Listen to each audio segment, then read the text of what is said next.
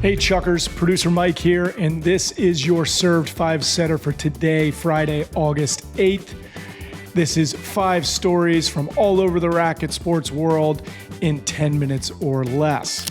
But before we get into it, a little heads up. Andy and I knocked out a quick serve recapping the Canadian Open. What a finish that was last night. Be sure to check it out. Link in the show description, or head over to our YouTube page or anywhere you get your podcast to find it. Now, let's get into it. All right, guys, I'm going to say something that we say a lot. The tennis schedule never stops. The Cincinnati Open is officially underway, and it's showing off its $260 million renovation. The upgrades include a new 2,300-seat stadium, new court designs, 10 practice courts, and a new player clubhouse. The transformation was made possible by a number of partners who not only reimagined the venue, but also helped keep the tournament where it is. They're giving fans a behind-the-scene look of how it all came together in a new docuseries. Here's a preview. I really wanted to be a generational steward of this asset.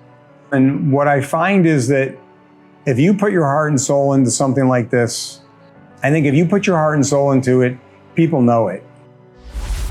The multi-part docuseries offers an exclusive look at the renovations and will track the tournament, ending with the men's and women's finals. Go check it out on the Cincinnati Open's YouTube page.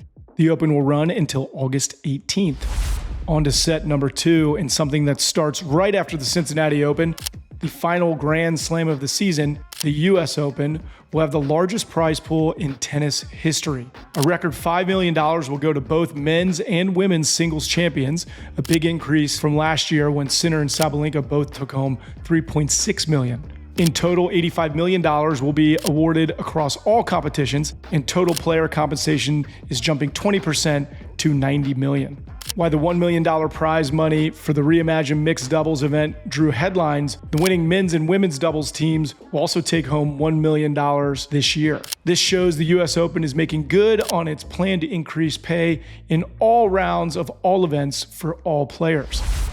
All right, guys, let's move on to a headline out of collegiate tennis. Another program has been cut despite what seems to be a surge of former college tennis players at the top of the rankings. Prairie View A&M ended its men's and women's programs on Monday. This brings the total to 15 programs cut over the last 2 years. Check out these stories.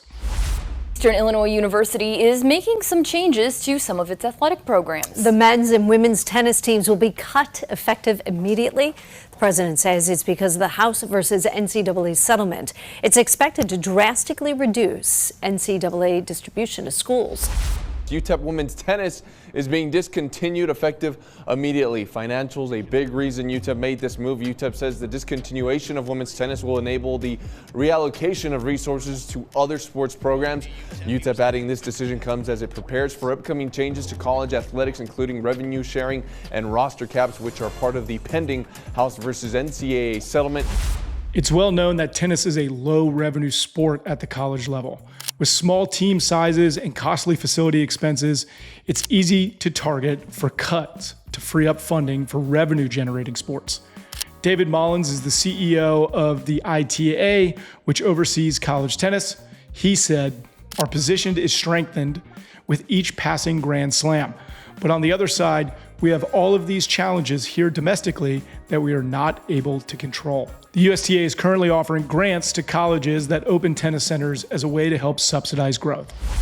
While it's hard court season here in the US, Spain just hosted one of tennis' most extraordinary events, playing on sand at low tide. The legendary Tennis Playa tournament in Blanco wrapped up this week. For over 50 years, this one-of-a-kind tournament has been racing against the clock in the Atlantic Ocean. Picture this. Every evening the tide goes out, crews rush to transform wet sand into professional tennis court. They've got just an hour before the sea reclaims it all. Players aren't just battling opponents, they're battling time. Despite the beach setting, this is some serious tennis. Former Grand Slam champion Dominic Thiem and Richard Gasquet headlined the event this year, bringing world-class tennis to the sand. You guys want to know who conquered the tide and was crowned champion between Thiem and Gasquet? Full results are waiting for you in the newsletter. All right, guys, on to the 5th and final set, and it brings news out of Saudi Arabia. The Six Kings Slam is back, and so is its huge prize money. The exhibition is returning in October.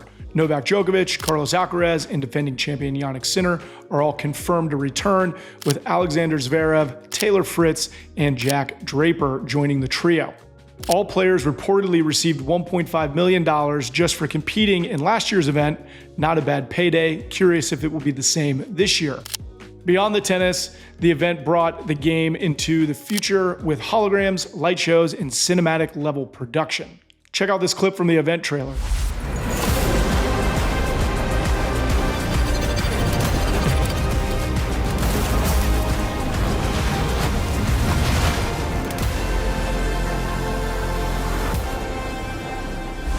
I'm sure they'll have a lot of new and innovative and fun things planned for this year, including their promo material. If you guys haven't seen it, check it out. I think Taylor Fritz has some tattoos on his face.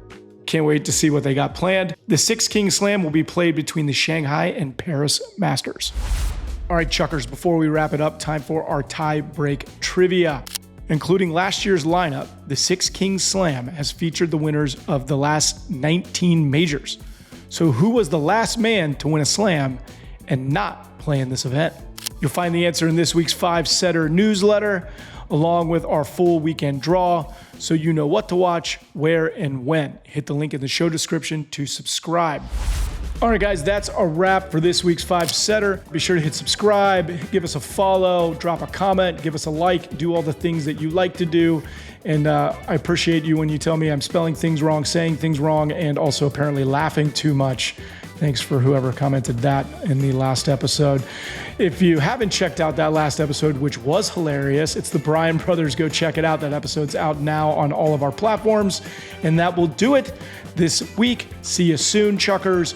Bye.